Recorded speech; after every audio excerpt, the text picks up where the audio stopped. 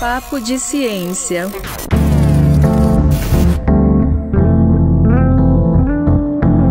Alô, terráqueos, sejam bem-vindos a mais um Papo de Ciência. Aê, eu sou o Lucas Verão, como sempre, e tenho aqui na minha frente ele, o meu... Ele gosta. trabalhador? Exatamente. Meu trabalhador, Bruno Moser. Exatamente. Eu tenho aqui à minha frente o meu ousadíssimo Lucas Verão. Gostei, porque hoje a gente tá ousado. A gente tá ousado e a gente quer mexer nas bases da família brasileira. Vamos. O assunto de hoje é nada mais, nada menos do que isso, Lucas. É um assunto que alguns vão considerar polêmicos, alguns não vão achar que é ciência, mas é ciência.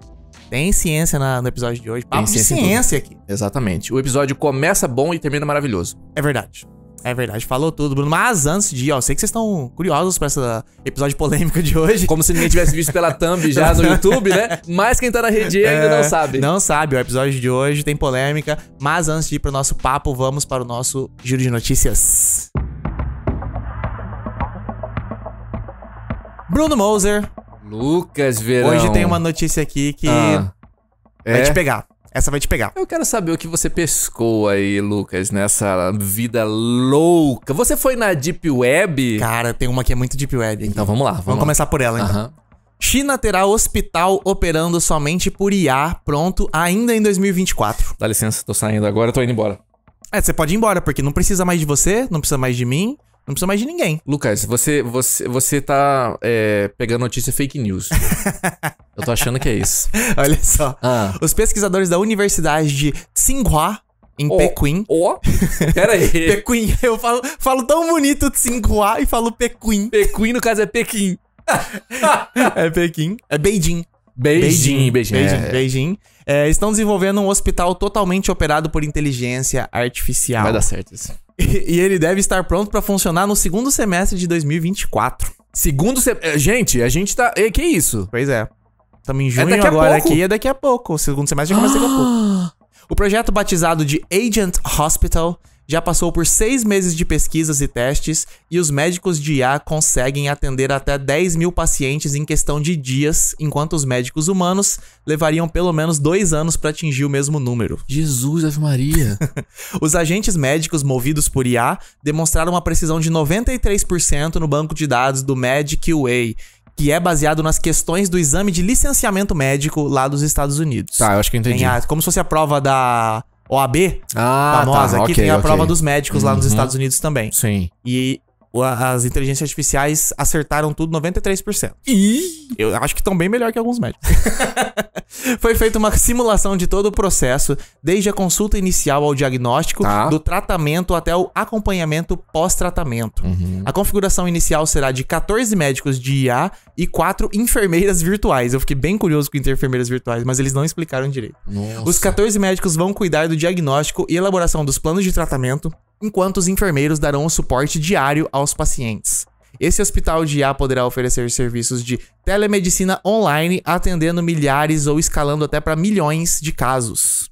Além disso, essa estrutura permitirá que os estudantes de medicina tenham a oportunidade de treinar na prática sem correr o risco de prejudicar pacientes reais. Segundo Liu, isso vai formar médicos altamente qualificados. Não, peraí, mas eu não entendi. Mas onde que o médico entra nessa história? Eles vão treinar com essas IAs?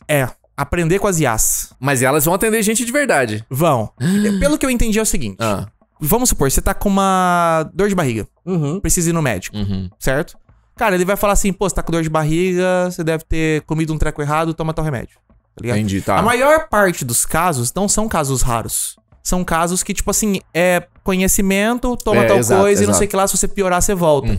Então eu acho que esse tipo de ideia, quando eu ouvi, eu falei, não, os caras tão malucos. Que ideia é essa de botar IA pra atender? Mas quando eu entendi que é uma certa triagem pra focar o que é necessário para os médicos, e pô, aqui no nosso Brasil a gente sabe que os hospitais estão sempre lotados aí e tal, aí eu comecei a falar assim, cara, talvez seja interessante, porque às vezes a gente pensa, puta, eu tô com um negocinho aqui, não vou lá no hospital, mano. Vai demorar pra caramba pra ser atendido, só pra ele me receitar um remédio e tal. Então, tipo assim, eu acho que é mais focado nessa ideia. Aí eu achei interessante. Agora, Lucas, me bateu uma coisa aqui que é interessante. Se você tem um hospital onde você chega... Normalmente aqui nos hospitais tem isso, né? Você passa por uma triagem, ala verde, amarela e vermelha, né? Certo. Dependendo Grau de dor. do grau da coisa. Se você precisa ir lá pro cara falar que você tá na ala verde, às vezes você não precisa mais ir lá depois de um certo tempo. Já parou pra pensar nisso? Como assim? Uai, se você precisa chegar lá pra falar, pra ter um atendimento de uma inteligência artificial, esse atendimento pode estar no seu celular daqui a pouco. Exatamente. Mas aí você falou, telemedicina também vai rolar. É, né? E aí eu acho que isso acaba... Por exemplo, você pode fazer essas coisas mais básicas, o geralzão, o grande volume... atender assim. Exato, porque a maior parte das coisas, você não precisa ter o exame físico na pessoa e encostar nela e ver se o joelho tá doendo por quê, tá ligado? Mas se o joelho estiver doendo e você tiver que fazer um atendimento, ela vai indica vir com o médico. Exatamente, aí ela indica, vá pra lá. Vá pra lá, exatamente. Eu acho que é meio que esse tipo de filtragem. Poxa, isso é interessante. Vai dar ruim? Hein? Vai. Por quê? Vai dar questão de trabalho, vai tirar pra trabalho, vai ter esse tipo de coisa. Vai rolar. Mas eu acho que talvez seja um sistema que dê uma facilitada pra maior parte da sociedade, tá ligado? É claro, isso é aplicado bem feito também, né? Mas eu tava conversando sobre isso esses dias. Esse negócio de tirar trabalho também é uma coisa muito capciosa. Esse pensamento é um pensamento capcioso. Rapidão pra gente encerrar aqui. Quando você fala que uma tecnologia nova vai retirar um trabalho de alguém porque tá fazendo algum trabalho que seja repetitivo e tal, você também ignora que para essa tecnologia estar disponível, muita gente está sendo contratada pra trabalhar também. Pra criar as paradas. Exatamente. Certo. Né? Então, na verdade, o que acontece... E é natural que quando a gente se sinta pressionado por a gente reaja, mas a marcha do progresso, ela vai acontecer. Vai. Ao mesmo tempo que alguém vai perder algum trabalho que seja muito repetitivo ou que uma máquina possa fazer, outras pessoas estão trabalhando para que isso possa ser implementado. Parada, né? Você falou exatamente o problema que eu tenho com a IA. Porque a IA, né, tá todo esse negócio de, o futuro... As máquinas vão fazer o seu trabalho e você vai ter tempo de fazer seus hobbies, certo? O que tá acontecendo? A máquina tá fazendo pintura, tá fazendo imagem, tá criando vídeo e eu tô tendo que trabalhar mais? Inverteu? É o boi na frente do cavalo, do não sei o que lá? É o poste mijando no cachorro. É o poste mijando no cachorro? Caramba, é complicado. Cenas para o próximo capítulo. Mas bora pra nossa segunda notícia do dia. Tem outra? Tem mais uma. Achei que ia acabar aqui, olha eu que bobo eu. Olha só, o Brasil é campeão em mandar áudios no WhatsApp, diz Mark Zuckerberg. Isso não precisava de Mark Zuckerberg. Mas é bom, né? Agora a gente tem um martelo aqui, ó. Rede social, quem manda em rede social, quem é, Lucas? É brasileiro. É brasileiro. Qualquer uma é nós. Olha só, no Meta Conversations, que aconteceu em São Paulo, o Mark Zuckerberg, que é o CEO da Meta, empresa controladora do Facebook, Instagram e WhatsApp, afirmou: as pessoas no Brasil enviam mais figurinhas, participam mais de enquetes e enviam 4 vezes mais mensagens de voz no WhatsApp do que qualquer outro país. 4 vezes a mais, Bruno. Aí depois ele ainda fala mais pra frente: vocês tornaram o Zap algo próprio e vocês estão entre as pessoas mais ativas do mundo no app. É verdade. Olha só, a gente divide pessoas nos nossos grupos, e vocês sabem disso, em quem manda áudio pra caramba, que é podcast, que a gente fala, né? Mais de 3 minutos, e quem não manda áudio nenhum. O Lucas nunca me mandou um áudio. Não. O Lucas é do escrever. Às vezes eu tenho que mandar um negócio pra ele, eu mando um áudio, mas eu também sou mais de escrever do que mandar áudio. Mas aqui a gente manda mesmo, hein? Eu acho que o áudio ele é legal pra contar uma história. Exato. É maravilhoso. Agora pra trabalho me pega, porque às vezes você precisa ficar reouvindo de... o que era aquele detalhe que ele falou? Era azul ou vermelho? Eu vou ter que ouvir 3 minutos de áudio de novo. Vamos deixar essa etiqueta pra galera, que é o seguinte: qualquer coisa de trabalho, gente, que você for falar, escreve, Lista. porque buscar a informação escrita é muito mais simples do que você ouvir uma informação que não, a minha camisa é azul num áudio de 3 minutos. Convida o cara pra ir na sua casa. Fala, não, vem aqui em casa. Não tem problema nenhum. Agora, trabalho tem que escrever. Trabalho é complicado. Se você ainda não se tocou disso, se toca. Olha só, no evento, a empresa Zuckerberg anunciou que, em julho, a assistente de IA integrada nos aplicativos vai chegar ao Brasil. O chatbot conseguirá interagir com os usuários pelas plataformas da empresa com capacidade de gerar imagens, textos e respostas para perguntas. Eita, que legal! A IA do Meta terá o seu sistema em português e será alimentado pelo Llama 3. O bot deve se tornar um concorrente de outros conhecidos do mercado, como o ChatGPT da OpenAI. Outro recurso que foi anunciado no evento foi a integração do Pix ao recurso de pagamentos pelo WhatsApp, porém somente na versão de negócios do aplicativo. Tem esse negócio, eles estão investindo agora no negócio de negócios lá, Lucas, né? esse Pix é um negócio nosso, né? Pix é Brasil. É nosso, né? É nosso. Eu não tinha parado pra pensar nisso, na verdade. O sistema bancário do Brasil tá anos-luz na frente dos outros mundos. Eu tenho um amigo que morou uns anos nos Estados Unidos, ele recebia o pagamento dele em cheque. 2021. Ele tava lá. Meu Deus. Recebendo em cheque, tinha que ir lá depositar o cheque toda vez que ele recebia o cheque. E agora a gente aqui, ó, Pix, caiu, pronto. É lindo, né? Maravilhoso. E vai estar daqui a pouco também no WhatsApp aí, ó. Que sensacional, adorei. Maravilha. Parabéns, Marquinho. É isso aí, trabalhando pra nós, é isso aí. Já que nós somos os maiores consumidores dele, trabalha pra nós. Exatamente. Os maiores consumidores são os que mais cobram. É isso aí. Estamos agora aqui com a Carla Souza. Seja bem-vinda, Carla. Muito obrigada, pessoal. Obrigada pelo convite. A Carla Cristina de Souza é bacharela. Bacharela, opa, tá? Legal. Bacharela em Ciências Sociais pela UFMS. Possui mestrado em Antropologia Social, também pela UFMS, tendo executado o projeto na linha de pesquisa Identidade, Cultura e Poder. Atualmente é doutoranda em Psicologia na UCDB, na linha de pesquisa Políticas Públicas, Cultura e Produções Sociais. É bolsista CAPES da Coordenação de Aperfeiçoamento de Pessoal de Nível Superior e integrante dos grupos de pesquisa Psicologia da Saúde, Políticas da Cognição e da Subjetividade, do Impróprias, grupo de pesquisa em gênero, sexualidade e diferenças e associada ao coletivo Nós Terapia. Que isso, Lucas? Além de tudo isso, também é apresentadora do podcast Entre Cruzes da Prevenção, que fala sobre políticas voltadas à prevenção de ISTs e HIV/AIDS. Sim, junto com meu colega Gabriel Nolasco. Um beijo, Gabriel. Exatamente. Pouca coisa, hein, Bruno? Ô, Carla, então quando você descansa, você bate uma laje, assim, só pra dar uma descansada, porque tipo que hora que dorme? Não dorme nunca? Não, eu durmo de vez em quando. De vez em quando, umas 4 horas ali.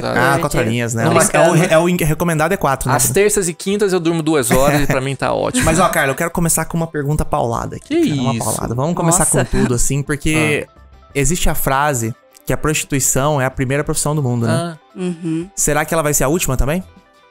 Eu espero que não, assim. Assim, não eu, mas, enfim, em contato ali com algumas profissionais do sexo, né, trabalhadoras do sexo, sobretudo puta feministas, que reivindicam ali um direito ao trabalho sexual, né, e dignidade também nesse trabalho. Eu penso que é uma profissão possível de continuar acontecendo, desde que seja pensada junto com essas trabalhadoras, alinhado algumas questões voltadas ali à saúde e às necessidades específicas da profissão. Sim. Então, pensar que vai ser a última profissão do mundo, assim, de algum modo pensar que essa profissão em algum momento deva acabar, ou deva ser abolida, ou enfim.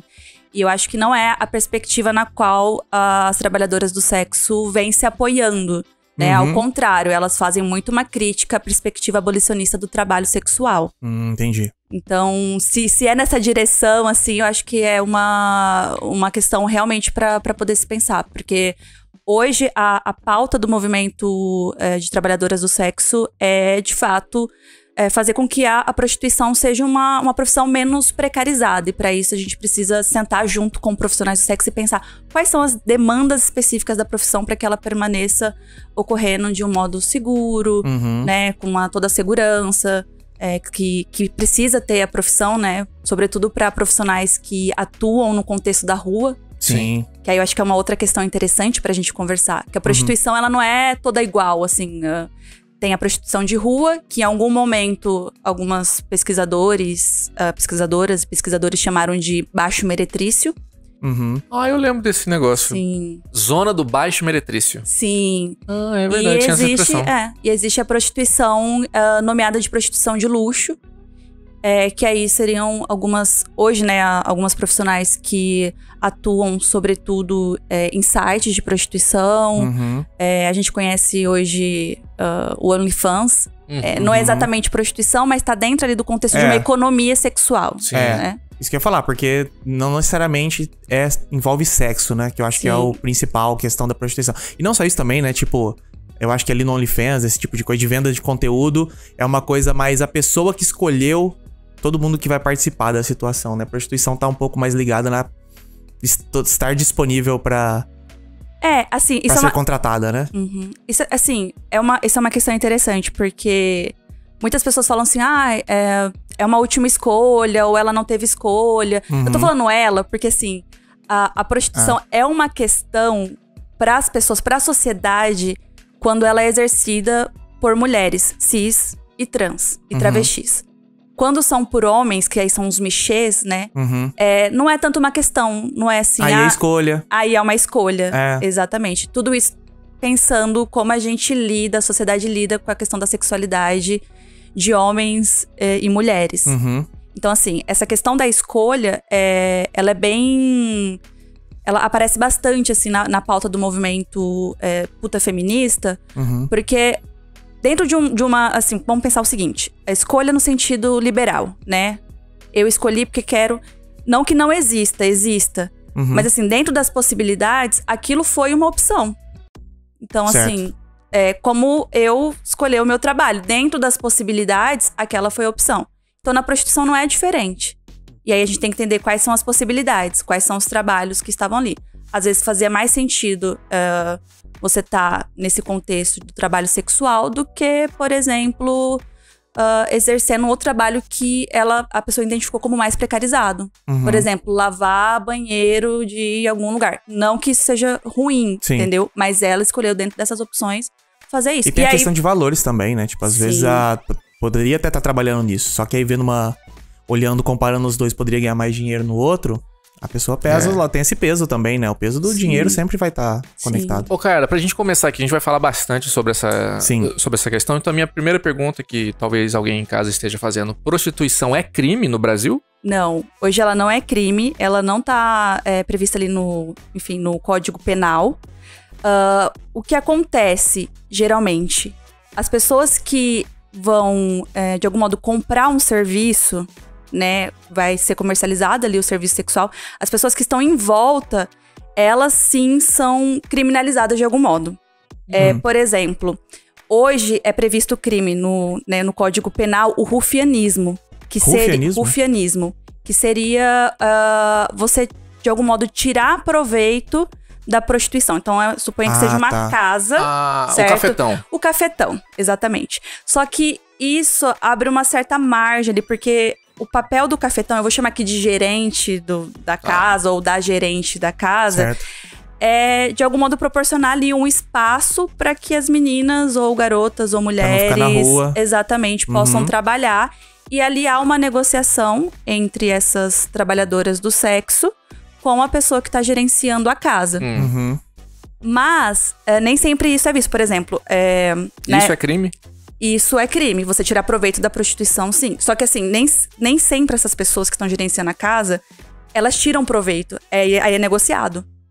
Mas existem contextos, e aí a gente pode identificar, aí tem uma diferença bem importante entre prostituição e exploração sexual. Porque aí você tirar proveito dessa situação já se encaixa numa outra nomenclatura, que aí é diferente da prostituição. Eu acho que é importante marcar isso. Exploração sexual é uma coisa, prostituição é um trabalho negociado por mulheres adultas. Acho que a diferença, então, seria que a prostituição é alguém que escolheu estar lá e exercer como uma profissão, e exploração é quem foi colocada, tipo isso? Isso, foi colocada e, de algum modo, alguma outra pessoa está tirando proveito dessa situação. Tá. Bom, nesse sentido, é exploração como pode acontecer em qualquer outra relação de trabalho, sim, não é? Sim, se são duas partes que estão trabalhando de acordo, entendendo quais são os acordos para aquele trabalho, é uma profissão. Sim. Se algum desses lados tira proveito de uma forma ilícita ou que a outra pessoa não saiba, aí caracteriza como exploração, né? Sim, exatamente. Tá.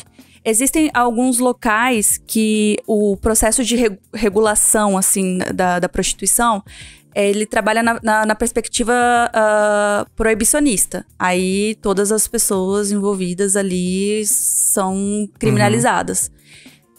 Aqui no Brasil, ainda que a prostituição não seja crime, ela opera sobre a perspectiva abolicionista.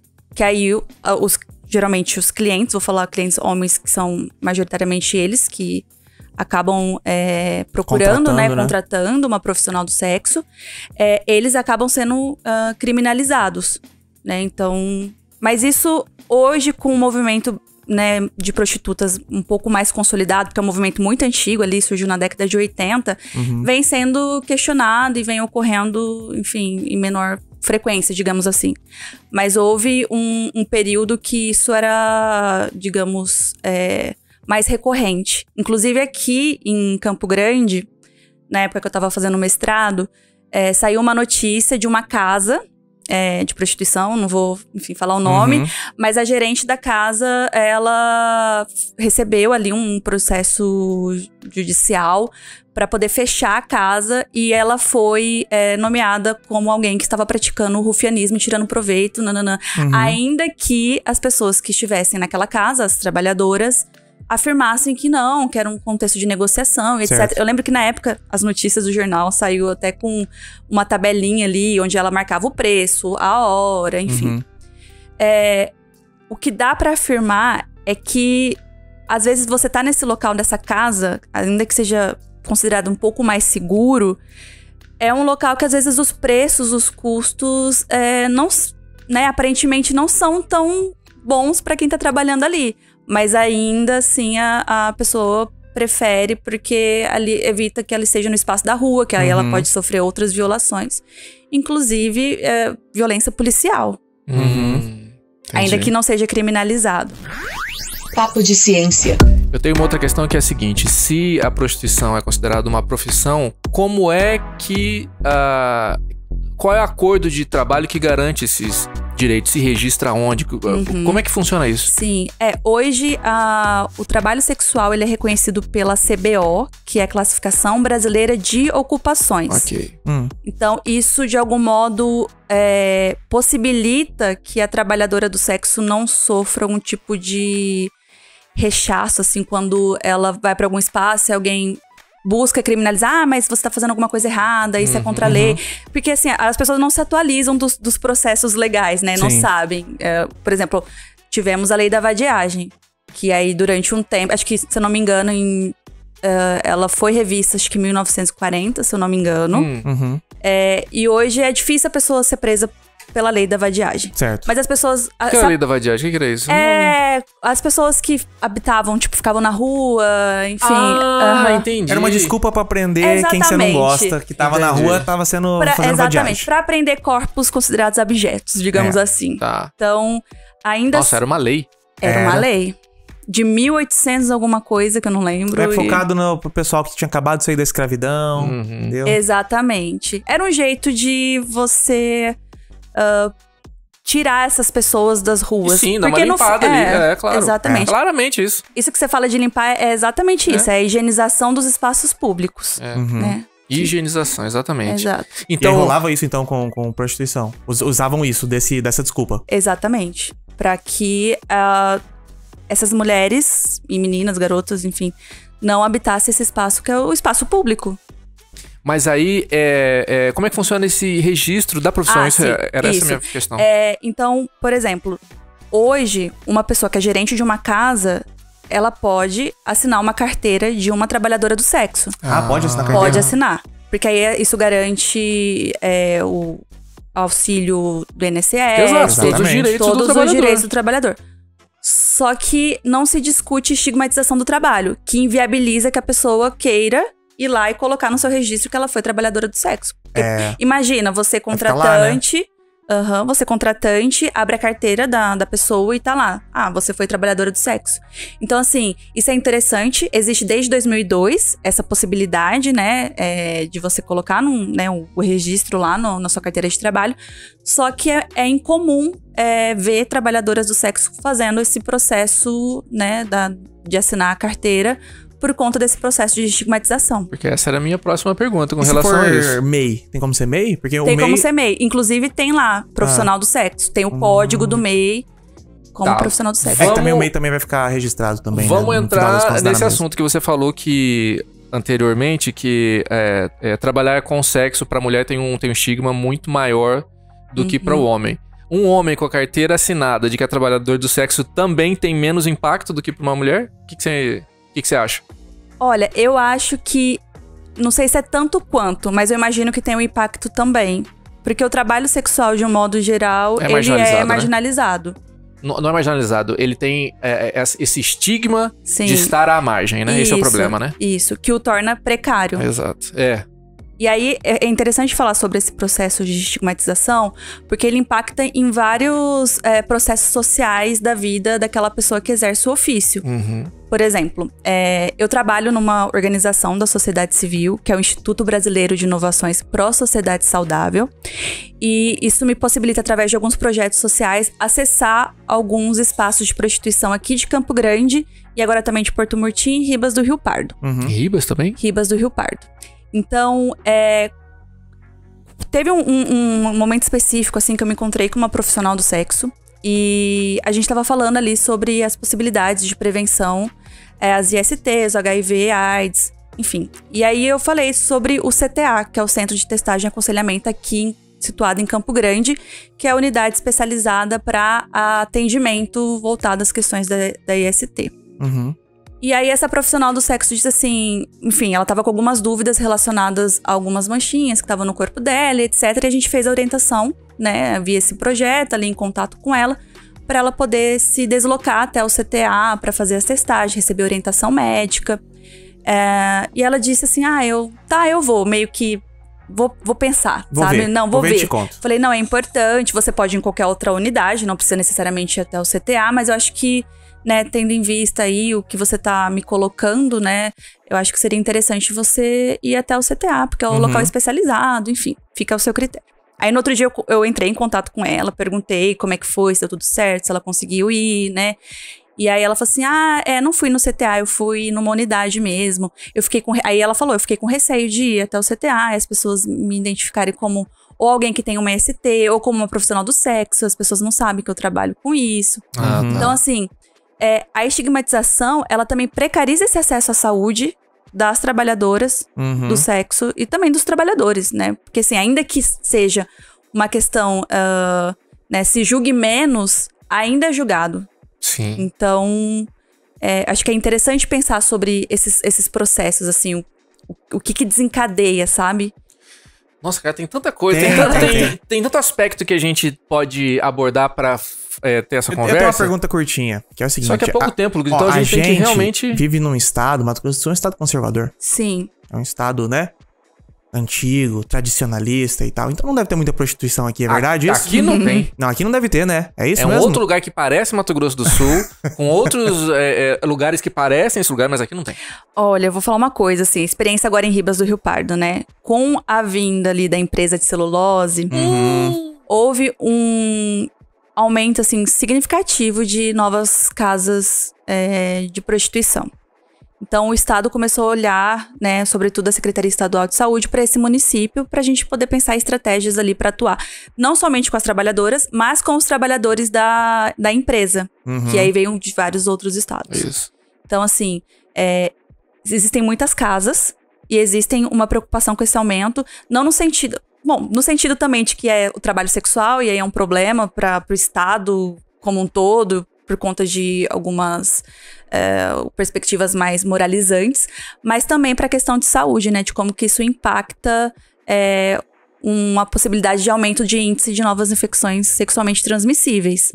Então, por isso que o Estado começou a compactuar com algumas OSCs, né? Que são as organizações da sociedade civil. Tá, fala um pouco disso, porque você tá falando OSC, mas isso é ONG, é isso? Porque na cabeça do povo esse é o nome, né? É isso. É porque mudou recentemente. Exatamente. Tá. É que assim, a justificativa para a mudança da nomenclatura é que ONG é organização não governamental.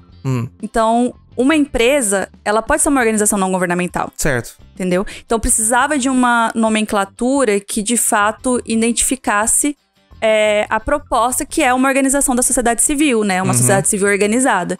Então, no novo marco regulatório do MIROSC, né, que a gente chama, que são esse marco que regula as organizações da sociedade civil, se entendeu que era mais interessante pensar OSC ao invés de ONG. Mas é ONG. Mas é ONG. Então, ó, quem tá aí de casa, já fica aí uma coisa nova. Você vê OSC, quer dizer a antiga ONG, tá?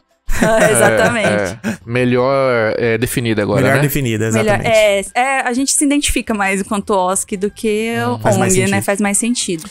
Papo de ciência. Pera aí, gente, vamos lá, porque é tanta coisa, então tá. Eu ia pra um lado, mas pra gente não... Eu vou pra outro aqui. Como é que Mato Grosso do Sul se coloca... Qual é o panorama de Mato Grosso do Sul comparado ao Brasil com relação à prostituição, né? Principalmente aos problemas que incidem na profissão da prostituição. Sim. Bom, vamos pensar na perspectiva do movimento social primeiro e depois a gente vai para a questão do Estado, que eu acho que aí não difere tanto de como que o Estado, de modo geral, percebe a prostituição.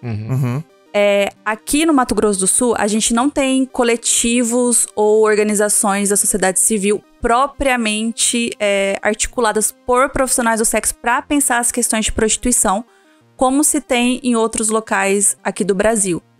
Por exemplo, a gente tem lá em Minas Gerais a Prosmig, que é a Associação de Prostitutas de Minas Gerais, que inclusive tem um podcast super legal, super indico, chama Vozes da Guaicurus, que vai dialogar ali sobre questões em volta da prostituição, e aí não só questões voltadas às ISTs, mas à maternidade, à escolarização, enfim, várias outras questões.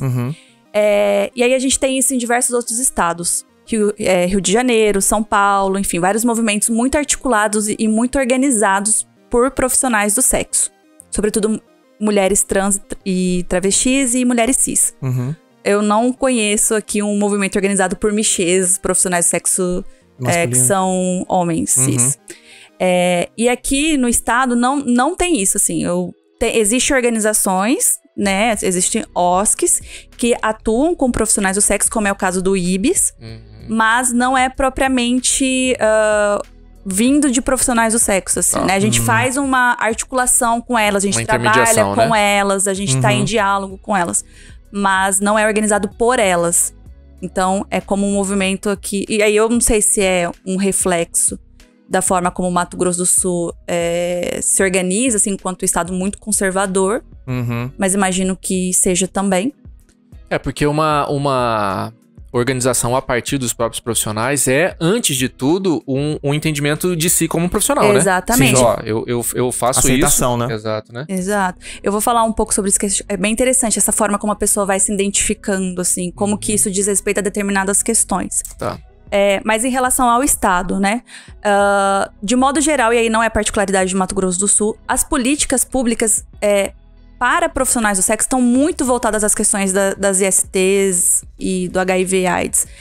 Não se pensa políticas públicas, por exemplo, voltada à demanda do trabalho, assim, de regulamentar, de sentar junto com elas.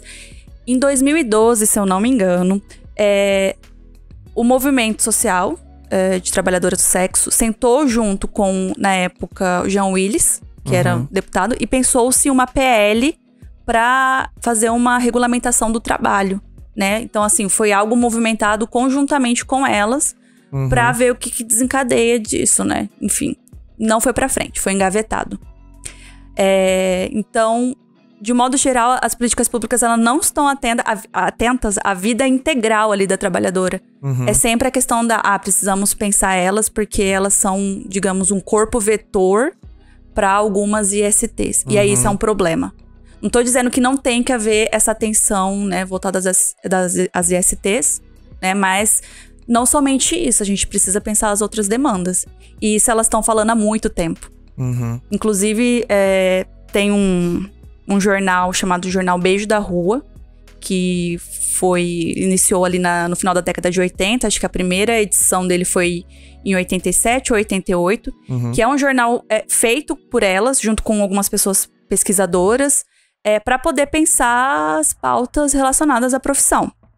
Mas não era daqui, era de... Não, ela, se eu não me engano, era articulada junto com a da Vida, que aí é uma OSC, né? Antigamente ONG, lá do Rio de Janeiro, junto com algumas pessoas, enfim. E o Ministério da Saúde também, na época, ele iniciou ali um investimento nisso, apoiou, enfim. Então era bem, assim, articulado, assim, essa questão. E aí tem uma edição que é de 97, que a capa tá escrita assim: profissionais do sexo boicotam exames da AIDS. E assim, o boicote, aí, enfim, tá lá escrito, né? Não é necessariamente porque elas entendem que o exame não é algo importante e necessário. Mas porque veio de cima a baixo.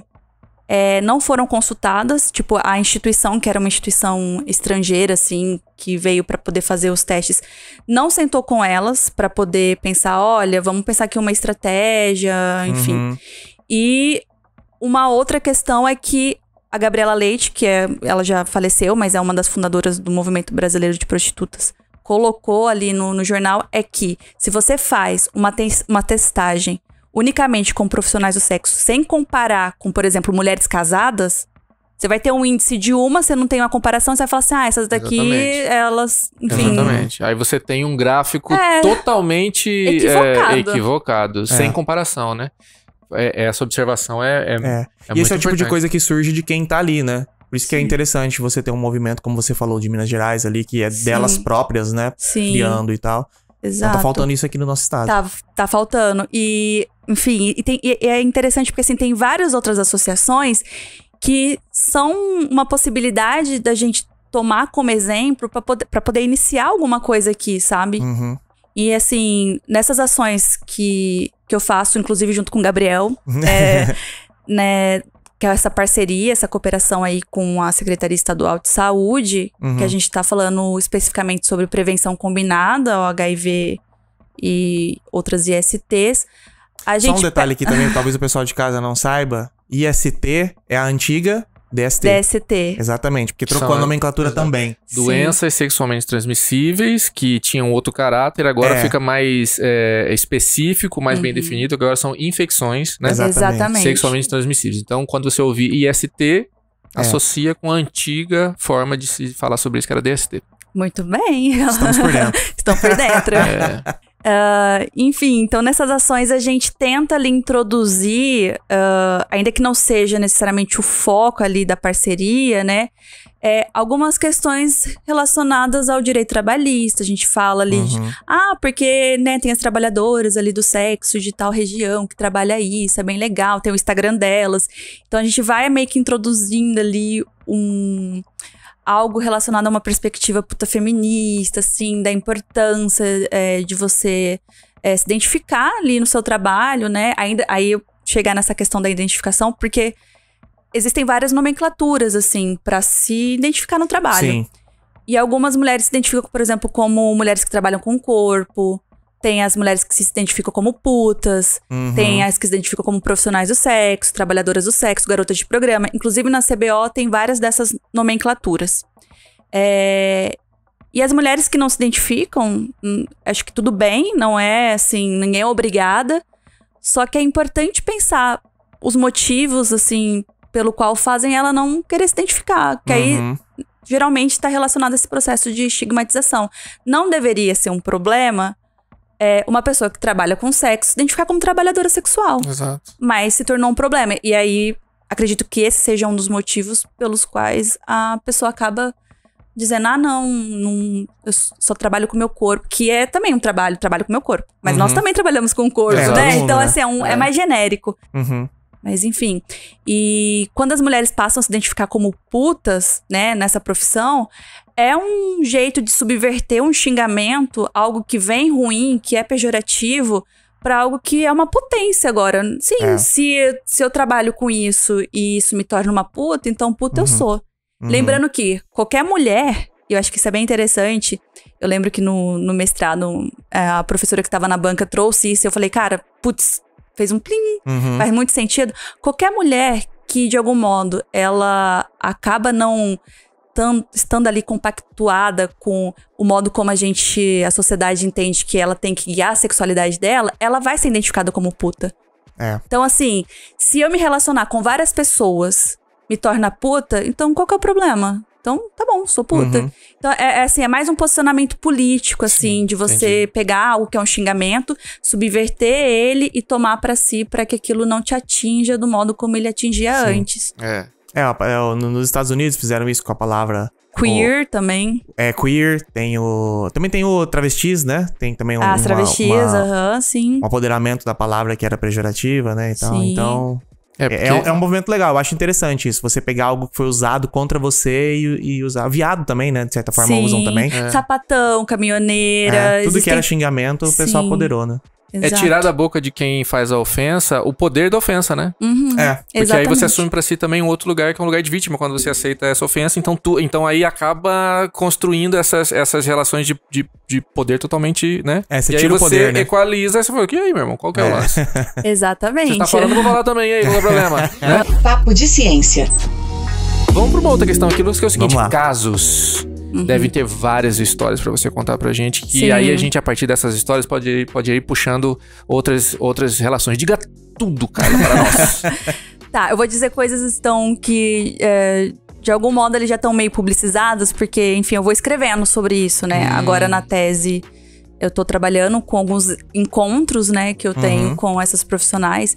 E eu acho que isso é uma perspectiva também adotada metodologicamente, que eu não tô dizendo sobre as prostitutas ou sobre a prostituição. Eu estou dizendo do meu encontro com esses espaços em diálogo com as prostitutas. Tá, entendi. Eu acho que isso é interessante, assim, que é o seu recorte, né? É o meu recorte. Então, nesses encontros, por exemplo, teve um, que eu acho que é um boom, assim, que eu tava numa boate, assim, a gente ia fazer uma ação lá, à noite, e eu tava falando sobre o uso do preservativo interno, que é conhecido como preservativo feminino, mas, enfim, é mais interessante falar preservativo interno, porque outras pessoas podem utilizar. Quando você fala feminino, você associa que é pra mulheres. Apenas para e mulheres. a gente tem homens trans que podem usar o preservativo interno, enfim. Então, eu tava falando sobre o preservativo interno com essa profissional, e eu tava falando ali sobre o gozo, enfim, né, sobre o trabalho, etc, sobre o prazer, sobre, inclusive, a possibilidade, né, do preservativo, estimular ali e tal. Ela falou assim, nossa, Deus me livre gozar com homens. Olhou pra mim. E eu tava muito na perspectiva ali de falar sobre prevenção com ela, entendendo que ela ia ser penetrada por alguma pessoa. E aí ela falou assim, não, Deus me livre gozar com homens. Então, assim, aí eu falei, mas... Aí ela falou assim, não, no trabalho aqui, tudo bem, eu atuo com homens cis, homens com pênis. São meus clientes. Mas essa daqui é minha companheira, que trabalha aqui também. Então, assim, a gente tá muito atuando numa prevenção ali no contexto de uma relação heteronormativa, ou pensando numa prevenção ali com pessoas com pênis, os clientes ali, e a gente esquece da prevenção que essa pessoa tem numa relação afetiva fora do contexto do comércio sexual.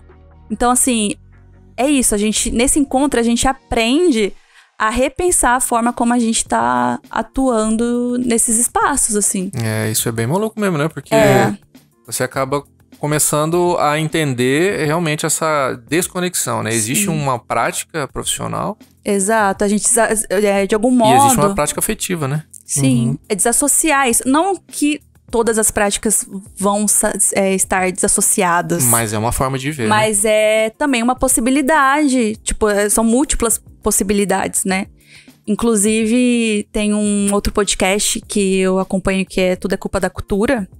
E aí tem uma... Gostei do nome. É feito por um antropólogo. Michel Alcofarado, se eu não me engano. Sensacional. Gente, depois vocês confirmem se esse é o nome dele mesmo.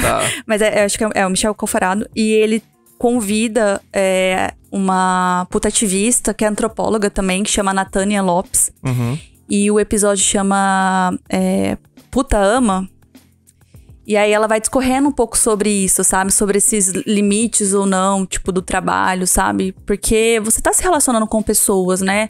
Pensa assim, você no seu trabalho, você encontrando pessoas no seu trabalho. Existe a possibilidade de amar alguém nesse trabalho? Existe. Então, por que não existiria também num contexto de uma relação sexual ali comercializada? Então, não dá pra afirmar que sim ou não, né? São possibilidades. Sim. E aí ela discorre um pouco sobre isso, né? Sobre essas possibilidades.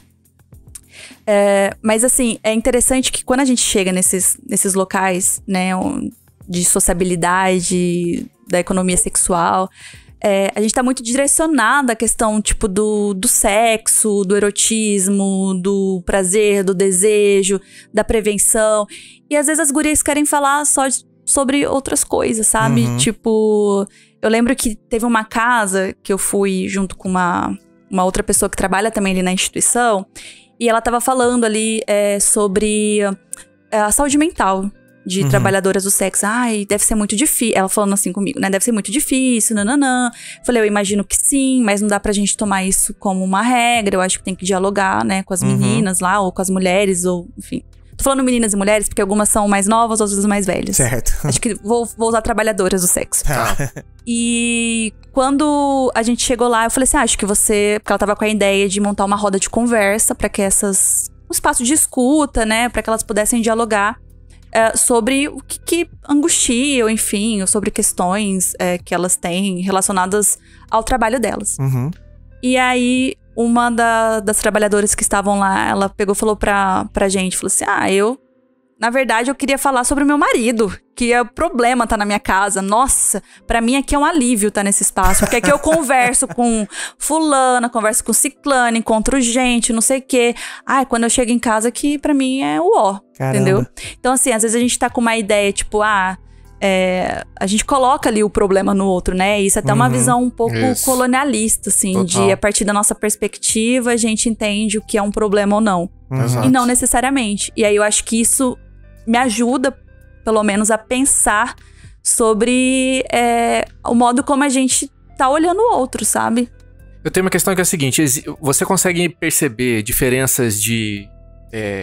poder, de relação de poder, de empoderamento, de entendimento de si com a prostituição, vamos dizer, do baixo meretrício e a prostituição de luxo? Essas mulheres são vistas de forma diferente? Sim, eu acho que são vistas de forma diferente, sim. Por exemplo, no mestrado, eu estudei sobre prostituição universitária. Tá. E aí, por exemplo, os clientes, quando eles iam contratar um programa... Eles iam muito na perspectiva ali da ajuda. Porque coitada. Eu vou ajudar ela é universitária. Então ela tá precisando. Quando vai acessar um outro público que não se identifica dentro dessa categoria de universitária, não tem esse entendimento de ajuda. Tipo de, eu coitadinha. Não sei. E a prostituição universitária... Aqui no contexto de Campo Grande, pelo menos. Ela é entendida como uma categoria mais de luxo, assim. São outro perfil de mulheres que atuam como prostitutas universitárias. E as pessoas que estão na rua, né? As mulheres que estão na rua, que aí, enfim, antigamente nomeado como baixo meretrício. Não, é tipo assim, ela, aí, de novo, né, a puta, tá na rua, tá ali... Ou seja, para... Não é tanto nesse olhar de vítima, assim, ou de ajuda. Sim. Assim, é uma coisa mais... não sei, da sujeira, aquilo é um lugar a dinâmica impróprio, inóspito, assim, sabe? É a dinâmica da pobreza. Exatamente. Se você parece, ou pelo menos parece estar em uma condição melhor, você é melhor tratado. Se você parece estar em uma condição pior, você é pior tratado. Sim. E isso se une com o fato desse estereótipo de marginalidade da própria profissão. Então é um combo de coisas que vão piorando, né? Porque, assim... Pelo senso comum, a gente percebe, parece que a prostituição de luxo, ela é mais aceita pela Totalmente mais aceita. Sociedade. Tanto que tem influências aí também que a gente conhece, que é isso aí, beleza, ok, e é isso, acabou. Eu faço isso, não tenho problema nenhum, azar é seu. Sim. Se você assume, junta com isso a pobreza, aí você... se lasca grande. É tipo isso, né? Sim. E assim, é a perspectiva do outro sobre isso. Porque, por exemplo, essas associações de diferentes estados aqui do Brasil, existem mulheres que trabalham na rua. Inclusive, em algum momento vai em algum evento, ele tira um tempo, vou fazer um trampo aqui e tal. Então, assim... É um outro processo de se perceber nessas relações de poder. Tipo, é um outro modo de se identificar. Então, assim, delas... digamos, pra fora, assim, elas não têm essa perspectiva de, nossa, esse é um lugar inóspito. Não, é meu trabalho, tá tudo bem. Mas é mais a visão do outro. É sempre assim a visão do outro, né? Sobre o ofício. Então, por isso que é muito importante a gente ouvir trabalhadoras e aí de diferentes locais, porque a gente acaba consumindo, como você disse, né? Ontem mesmo eu vi um Reels de uma profissional que trabalha no OnlyFans, que aí não é prostituição, mas tá dentro desse contexto de economia sexual, falando que, eu trabalho no OnlyFans, eu ganho 70 mil reais por mês. E pra ela tudo bem falar isso. Agora imagina uma profissional que trabalha na rua dizer, sei lá, eu ganho 2 mil reais por mês. É diferente. Total. Então, é importante a gente acessar, fazer essa escuta dessas outras trabalhadoras pra gente, de algum modo, subverter a forma como a gente olha pra própria prostituição, né? Então, eu acho que é importante a gente circular pelos diversos espaços e entender essa multiplicidade que existe da prostituição, né? Essas diversas classes sociais, digamos assim, né? Da prostituição. Papo de ciência. A gente entendendo aqui como o Lucas fez a primeira pergunta, a prostituição como a primeira profissão do mundo, né? A gente tá fazendo uma metáfora, obviamente, Sim. né? Prostituição como ameaça à família brasileira. Verdade ou hipocrisia do caramba? Olha, Pela sua visão, pelo que você estuda. Sim, eu vou dizer uma coisa. Existem muitos homens casados que frequentam espaços de prostituição. Então, a família tradicional brasileira, né, ela, de fato, tá em vias de sofrer uma desestruturação. Na verdade, mas não é culpa da prostituição isso. Eu acho que na verdade, a prostituição já faz parte da família tradicional brasileira, Sim. porque sempre esteve lá. Exatamente. Então, assim, o problema tá na forma como a família tradicional se organiza, assim. E não necessariamente, obviamente, a prostituição. É como o Lucas disse, sempre fez parte. E aí, voltando à questão do jornal, por exemplo, quando a Gabriela Leite diz vocês precisam consultar os índices das mulheres casadas, ela tá dizendo assim, a monogamia não lhe garante um espaço seguro para você não se infectar com uma IST, HIV, etc. Então, assim, você não está resguardada ou resguardado porque você vive num contexto de monogamia. Então, a gente precisa, inclusive, repensar essa forma de organização de família monogâmica, tradicional e etc. Porque isso não assegura nada, assim. Ó, eu acho que antes da gente ir pro final aqui do nosso episódio, é importante... E pra onde? Calma, Bruno. Você tá antes maluco. da gente... Eu tenho que falar uma coisa que é importante também, que é essa parte da prevenção, que são as PEPs, PrEPs. Você sim. vai saber falar melhor, só sei essas duas palavras. Peraí, como é? Mas explica pra gente. Não, aí. eu não sei nem essas duas. O que você falou? PrEP, Bruno. Não sei o que é. PrEP. Explica pra nós, pelo amor de Deus. Tá, vamos lá. Bom, nesses trabalhos, nesses projetos sociais com a OSC, né, a gente fala sobre prevenção combinada e uma das biomedicalizações da prevenção combinada é a PrEP e a PEP. Não, cara, mas você foi longe agora Tá, de vamos lá. biomedicalização. Biomedicalização porque é prevenção via medicamentosa. Tá bom. Então, vamos lá. Porque a camisinha não é um medicamento, entendeu? É isso. Ah, agora ficou mais claro. Exatamente, Entendi. muito Tá, bem. tá bom, ok. Então, assim, a camisinha, ela tá Coisas que se tomam e coisas que se põem. Entendi. Isso, Tá. exatamente. A camisinha, ela é uma das estratégias, mas se percebeu aí que não era o suficiente. Então, se pensou outros processos ali pra resguardar a pessoa, enfim. Então, a PrEP. A PrEP é uma profilaxia pré-exposição ao HIV. Por exemplo, funciona... Eu geralmente, pra se tornar um pouco mais acessível, eu faço essa assimilação, assim, com pessoas, mulheres cis. Tá. Assim, sabe o anticoncepcional? Você já tomou anticoncepcional alguma vez na vida? Aí ela disse sim. Falei, a PrEP, ela é parecida com o anticoncepcional. Você toma uma pílula ali diariamente, só que ao invés de evitar com que você engravide, vai evitar com que você contraia o HIV. Entendi. Então, é um método de prevenção HIV. Exatamente. Existe uma medicação isso? pra isso já. Existe. Antiviral, né? Seria no Existe. caso. E aí você toma... Tem outros métodos, né? Tem a PrEP sobre demanda, que funciona para determinados corpos, não para todos. Que é sobretudo para corpos de pessoas com pênis, porque a gente biologicamente tem um corpo diferente. E aí você toma alguns comprimidos antes, aí você tem a relação e toma alguns comprimidos depois, não precisa tomar diariamente. Tá, deixa eu só entender essa forma. Então, você toma esse medicamento, mas isso não exclui o fato de que você continua usando O preservativo, essa coisa toda. exato. É uma camada a mais de segurança, é isso? Exatamente. Tá. Porque, por exemplo, você vai se prevenir contra o HIV, mas contra outras ISTs, por exemplo, sífilis, gonorreia, enfim, você não tá resguardado. Então, você precisa ainda usar o preservativo.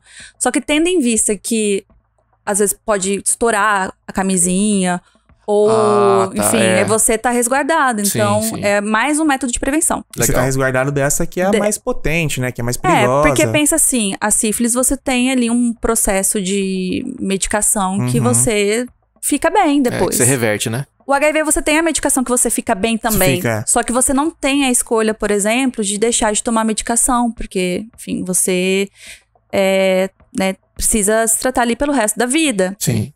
Só que pessoas que vivem com HIV vivem tranquilamente, normalmente. Inclusive, pessoas que tomam a medicação corretamente, elas podem se tornar intransmissíveis, indetectáveis e logo intransmissíveis. Então, você pode ter uma relação com uma pessoa, né, soropositiva, que vive com HIV, que toma medicação, o risco de não usar o preservativo e não ser infectada pelo HIV, porque ela está intransmissível. Eu não sabia que a gente estava nesse nível de medicação já, na verdade. Ali atrás da Carla, tem um quadrinho muito bom, chama Pílulas Azuis, que fala sobre isso. Ele fala sobre um cara que encontra uma mulher e descobre que ela tinha... que ele gostava quando era adolescente, sabe? E que agora ela tem HIV. Aí eles se apaixonam e tal, e aí explica bastante esse processo de que, tipo, hoje em dia você consegue estabilizar, que você consegue ser não transmitível. Então, tipo, sei lá, eles estão transando com camisinha. A história é um desespero, né? Só que aí ela tava com a carga viral baixa e tal, e daí não transmite. Então, me ensinou muito esse quadrinho, é muito bom. Então, essa primeira que você falou é a PrEP. Que é a PrEP. profilaxia pré-exposição. Pré-exposição. Que é pra pessoa, enfim, que não vive com HIV, se prevenir contra o HIV. A profilaxia a gente pode falar que é prevenção, né? Prevenção, exatamente. A palavra mais complexa. Isso. E aí tem a PEP, que é a profilaxia pós-exposição. Por exemplo, eu não tomo a PrEP, eu estourou a camisinha, ou eu não usei a camisinha também, enfim. E eu não sei se a pessoa vive ou não com HIV, enfim, eu preciso... E agora... Bateu aquela dúvida. Exato. Você vai tomar a PEP em até 72 horas depois dessa exposição. Então, por exemplo, foi agora, meia-noite, UPA 24 horas oferece a PEP. Alguns hospitais oferecem a PEP. Então, quanto antes você ir depois dessa relação, dessa exposição, melhor é ir até em 72 horas, que a gente chama de a janela imunológica ali. E aí é uma medicação que você toma durante, dizer um mês, né? 28 dias, um mês. E aí você retorna depois pra poder fazer novas testagens. Isso serve pra profissional de saúde também? Pra profissional da saúde. Antigamente era só pra profissional de saúde, depois eles ampliaram aí pra alguns públicos que eles nomeavam de público-chave ou público-alvo, que tava ali dentro do índice, né, de infecção. Sim. E depois abriram pra qualquer pessoa. Então, qualquer pessoa. Inclusive a PrEP também inicialmente era pra pessoas HSHs, homens que fazem sexo com outros homens, gays, travestis, mulheres trans e profissionais do sexo. E hoje qualquer pessoa que tem uma relação, digamos assim, uma recorrência de exposição, sim, pode ela pode fazer o uso uso da PrEP. E eu tenho uma dúvida, isso é disponibilizado gratuitamente? Gratuitamente. Qualquer pessoa, qualquer UPA que tem. A PrEP hoje é no CTA, mas está tendo um processo de descentralização da medicação. Ou seja, está indo para outras unidades. Eu não vou dizer quais unidades, porque eu não sei exatamente. Mas por enquanto foca lá no CTA. Isso, no CTA é certeza, mas em outras unidades também tá ouvindo esse processo de descentralização. No Brasil, né? Isso no Brasil. Preciso fazer um negócio então junto comigo. Viva o... SUS. Ai, obrigado. Nossa. Viva o Brasil. Jogou pra mim a Muito palavra bem. final ainda. Viva o SUS. Viva o, se fosse o O pra mim, eu vou falar totalmente gratuito, viu, gente? Papo de ciência. Isso aí a gente ainda... exato. Eu acho que a gente como país, e muita gente não consegue sair do Brasil e ter outras experiências médicas, e ninguém quer sair do país pra ter uma experiência médica, a gente não tem muita noção do que você chegar num lugar... Ok, entendo que em algum momento a gente tem um problema de distribuição, mas você chegar no lugar, ser atendido, tomar o seu medicamento e falar assim, tchau, obrigado, pode ir pra casa com essa receita aqui. A gente ainda não saca muito o que é isso, né? Sim. Não dá valor, né? Não consegue entender. Critique e defenda, né? Porque assim, critique e defenda. Tem que Não, apontar. mas critica sabendo que tá criticando, né? Exatamente. Por favor, fazer né? as pontuações necessárias, não é sempre. algo banalizado, entendeu? E defenda, porque isso é importante, é uma política pública, todo mundo tem acesso. Muito bom. E A gente é precisa isso. fazer um conteúdo sobre isso também, Lucas. Ah, o quanto sim, custa sim.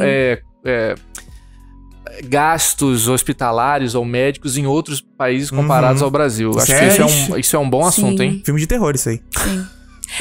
Por exemplo, a gente oferece o autoteste para o HIV. Totalmente gratuito. Se você vai comprar numa farmácia, é mais R$100. Eita. Caramba. Então, assim, daí já dá pra comparar, só aqui. Mas acho legal comparar com outros lugares. Se eu sair daqui pra uma UPA e pedir, eu consigo gratuitamente. Consegue gratuitamente. A qualquer Lá qualquer você vai momento. fazer, provavelmente, a testagem rápida. Eles vão fazer pra você, né? Testagem rápida pra HIV, hepatite B e sífilis. Ô, Carla, eu tô muito maluco? Ou quando você vai doar sangue também, você passa por essa triagem? Acho que você passa também, não passa não? Por uma triagem dessa? Eu acho que sim. Não tenho certeza, mas acredito que sim. Nossa produção tá falando ali que não. Não? Foi recentemente, não tem nenhum teste. Você declara se você tem ou não. Ah, tá. A Marisa falou que não tem um teste, mas que você declara se você eu tô ouvindo ela aqui achando que já todo mundo Ela ouvindo. tá sem microfone, mano. É verdade. Então é melhor procurar uma unidade de saúde, né? Exatamente. Legal. Mas, Bruno, Ah. infelizmente, chegou aquele horário. Então, mas eu vou falar pra você que a gente... Olha, e agora? O que a gente faz? A gente podia ter falado o dobro desse tempo aqui, né? Facilmente. Eu acho que é importante. Mas, infelizmente, estamos chegando no final do nosso episódio. Que a gente não tem tempo livre, solto aqui, né, Bruno? Infelizmente, não podemos ficar 4 horas aqui falando. Ó, mas antes de falar isso, eu quero deixar aqui, nesse pedaço aqui, porque normalmente a gente vai fazer a nossa finalização do nosso programa, mas eu quero falar aqui. Se quiser a Carla de volta pra gente estender mais esse assunto, comenta, tá? Deixa lá nos comentários, manda mensagem pra gente, vem aqui, bate na porta e fala, quero mais. Aí a gente vai fazer uma segunda. Eu tinha anotado um monte de coisa pra falar aqui, mas nem deu. Não, tem muita coisa, tem muita coisa. Nem deu tempo de falar de Mad Max aqui. É verdade. Inclusive, ó, também, ó, fica aí a dica. Eu tenho um podcast chamado Fita Magnética, que fala sobre filmes. A Carla já participou lá. Sim, foi muito legal. A gente falou sobre Mad Max, porque ela tem um TCC sobre Mad Max. Olha só que coisa maravilhosa. É isso, gente. É muita coisa pra falar. É muita coisa, muita coisa. Mas aqui no final do nosso episódio, a gente sempre gosta de dizer que cientista, que pesquisador, também é gente, Também cara. é gente. Sim. Também assiste uma TV, também anda de bicicleta. Também pega um filme pra fazer um TCC. Pega um filme pra fazer um TCC. Também passeia com o cachorro. Faz tudo que todo mundo faz, certo? Então, pra finalizar, a gente gosta de pedir uma dica de algo aí pro pessoal de casa. Algo que você assistiu, algo que você leu, algo que você gosta de fazer, uma atividade. Aquela dicona boa aí pro pessoal. Pode ser da sua área, mas também não. Mas também não precisa. Sim. Mas você deu um monte de dica já, que foi um monte de podcast. Mas a gente quer mais um. Tá, Exatamente. vamos lá. Deixa eu pensar. Bom, vou indicar livros de puta ativistas. Vou indicar o E Se Eu Fosse Puta. E Se Eu Fosse Puta? E Se Eu Fosse Puta, da Amara Moira. É crítica literária, doutora em crítica literária, travesti. Assim, ela conta um pouco das experiências dela nesse processo de transição de gênero e também no ofício, né, de ser prostituta. Tem o livro da Monique Prada, que é o Puta Feminista, que eu acho que é interessante ali, que marca um pouco sobre o que é o puta feminismo, que defende esses embates, né, relacionados à prostituição. Então, Puta Feminista da Monique Prada. E retomar aqui o Voz da Guaicurus, que eu acho que é interessante, né, que aí também é algo produzido por profissionais do sexo. Tá no Spotify. E aí é mais uma dica. Acho que é isso, eu não tô lembrando de outras agora. Não, tá ótimo, porque você já deu dica de vários podcasts durante. A gente vai se lascar pra animar tudo isso, hein, Lucas? Colocar tudo, porque eu acho que vale a pena, né? Colocar, né? Olha, Carla, eu quero te agradecer, porque, assim, foi um assunto super legal, tem muita coisa pra falar. A gente, assim, nem sei se a gente chegou na superfície, assim, se encostamos na superfície. A gente tá até antes um pouco. Queria ter ainda mais histórias aqui do Mato Grosso do Sul. Exato, A gente sabe que ela tem. Só que não dá tempo, né? Eu acho que a gente pode fazer um outro encontro mesmo um pouco mais focado, Lucas. Dá pra fazer, sim. Né? E aí a gente já anuncia que conversou com ela aqui. Então quem quiser ter um preâmbulo da história, assiste esse primeiro e depois a gente foca. Mas eu acho que dá super pra fazer isso. Acho que rola. Tem agenda, tem horário que a gente vai querer você de novo aqui. Tá bem, obrigada, gente. Dizer que esse espaço é muito importante. Eu acho que a ciência precisa sair um pouco das universidades, né? E permear aí por outros espaços, como as mídias digitais. Então, agradeço demais. Muito obrigado. Obrigado, Carla. Obrigada eu. Papo de Ciência.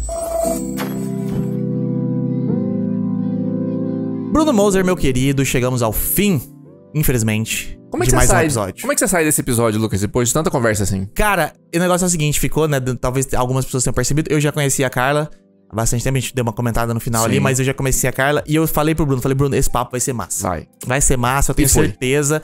Ela tem muita coisa boa pra falar, deu até brecha pra falar mais episódios com ela. Exatamente. Né? Deixou pontas soltas. Mas assim, é um negócio que eu já tinha conversado com ela sobre e eu já achava muito interessante, mas poder sentar aqui e direcionar, jogar as perguntas pra ela poder responder, e elaborar mais sobre isso foi ainda melhor. Ficou bom demais, cara. Sabe o que parece, Lucas? Que cada vez mais fica claro que quando você tem um assunto que é tabu, melhor do que não falar sobre ele é o quê?